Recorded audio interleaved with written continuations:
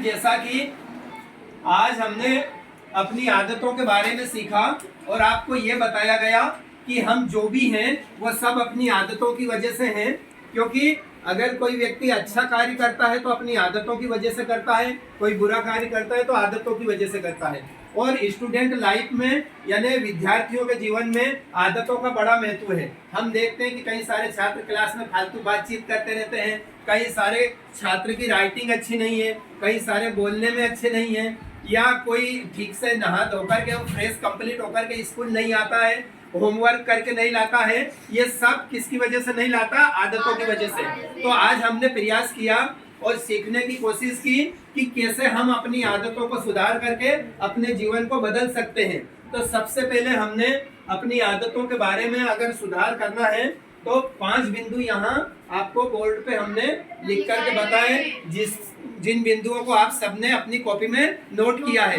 यदि आप लोग रोज इन बिंदुओं को पढ़ेंगे, समझेंगे और इनको अपने जीवन में अमल में लाएंगे तो निश्चित रूप से आप जैसे हैं आज, आने वाले दिनों में आप वैसे नहीं रहेंगे। बहुत सारा परिवर्तन और सुधार आ जाएगा।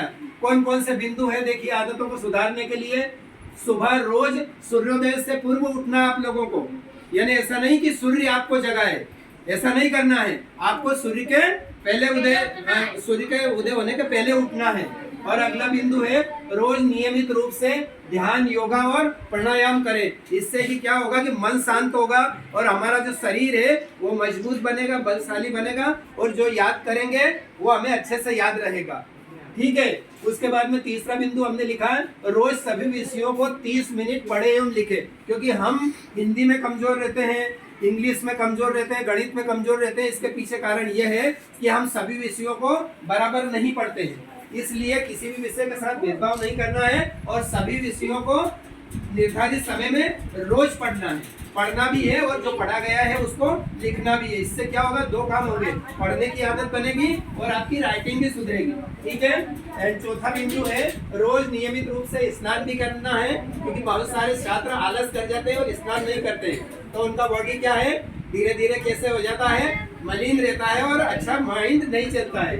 और स्कूल का होमवर्क भी रोज करके लाना। बहुत सारे छात्र होमवर्क करके नहीं लाते और उनको टीचर डांटते हैं और डराते हैं और इसकी वजह से वो स्कूल नहीं आते हैं। 5वां बिंदु है क्लास में पूछे गए प्रश्नों का जवाब देना है। ऐसा नहीं कि उदासीन होकर बैठे रहना, सर पूछते और बोल ही नहीं रहे हैं। उत्तर याद करके आना है और बोलना भी है, हाथ खड़ा करके सर मैं बोलता हूँ। तो जो बोलता है वही सिकंदर कहलाता है। और अगला है कि अच्छा बोलने की, क्योंकि हमें हिंदी बोलना भी ठीक से नहीं आता है, इंग्लिश तो दूर की बात है, इसलिए बोलना सीखे आप। ठीक है ना, बोलना सीखे।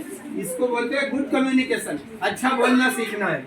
और जो आपको बोलने में दिक्कत आती है तो रोज आप है ना अपने बड़े जो घर के सदस्य हैं उनको सुने, टीवी रेडियो या समाचार में सुने, या सर मैम जब हम पढ़ाते हैं मतलब सर और मैम आपको पढ़ाते हैं तो उनको ध्यान से सुने। तो इससे आपकी क्या होगी, सुनने की आदत भी बनेगी और बोलने का भी अच्छा तरीका होगा। तो ये कुछ ऐसी आदतें हैं जिन पे अगर आप रोज काम करेंगे तो आप में सुधार आएगा। अगर आपने 30 दिन तक ये आदतें ऐसी डाल ली तो आपके जीवन में नियमित रूप से कार्य चालू हो जाएगा और फिर आप सुधार की स्थिति में आ जाएंगे और आपको